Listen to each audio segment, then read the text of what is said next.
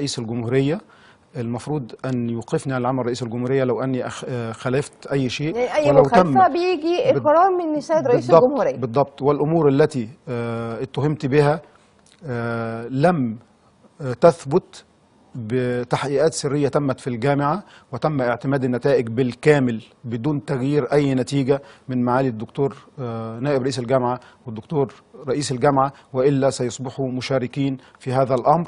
فلماذا التحقيق في هذا التوقيت؟ ولماذا نفس الشخص الذي حاربته من قبل وهو مكلف بعمادة الكلية يأتي به مرة أخرى مكلف بعمادة الكلية ضاربا نص القوانين بعرض الحائط؟ وكان يجب أن يضع أقدم الوكلاء مكاني في الفترة لو أنني وقفت عن العمل.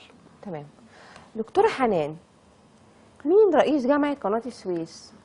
دكتور ممدوح مصطفى غراب. دكتور ممدوح مصطفى غراب. طب دكتورة حنان، انت حضرتك قلتي عندك مشكلتين. مشكلة عامة اللي احنا قلناها بتاعة الجامعة. تمام. وإسماعيلية أكيد محتاجة لمستشفى عام. طبعا. تمام. المشكلة الثانية إيه هي حضرتك؟ المشكلة الثانية هي مشكلة شخصية، إن أنا اتأذيت من الدكتور ممدوح. سلط ناس ضربوني في قلب الجامعة واتسحلت، طلبت النجدة، ده اختصار للموضوع يعني. ضربوكي جوه الجامعة؟ قفل عليا الجامعة، وكان في 30 واحد بس أنا معرفش هم جايبهم منين أصلا يعني. ففوجئت إن هو بيرفع إيده عشان يضربني.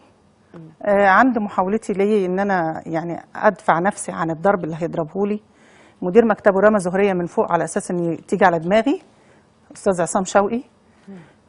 بعد كده بصيت لقيت الامن اللي موجود في الجامعه ربنا يبارك فيهم يا رب بيكتفوني عشان دكتور غراب يضربني.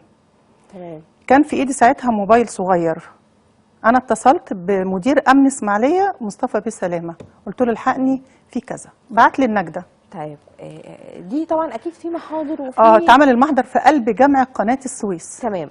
حضرتك في قضايا مثلا رفعوها على رئيس الجامعه؟ هو في قضايا، بس الجزئيه دي حابه الناس تفهمها، بس لان جامعه قناه السويس اللي انتشر فيها ان في موظفه ضربت رئيس الجامعه بالشبشب. عايزه اقول لهم ان رئيس الجامعه الله يبارك له ان شاء الله هو اللي جمع ناس عشان يضربني في قلب الجامعه، والاسعاف جه خدني من قلب الجامعه واتسحلت واتضربت بالشلاليت في قلب الجامعه. تمام. وانا يعتبر شخصيه عامه في الاسماعيليه، لان انا كنت نازله مجلس الشعب دورتين. اللي يهمني في الموضوع انك رشحت نفسك لمجلس الشعب. مره كوتا 2010 مستقل، ومره 2012 تقريبا 2012. تمام. وفي 2012 كان اسمي انا اللي نازل نائبه انا برضه بسال بس اتشال يعني. بسال حضرتك مره ثانيه. اتفضل. في قضايا ما بينك وما بين رئيس الجامعه؟ في احكام؟ في احكام محكمه هو رافض ينفذها.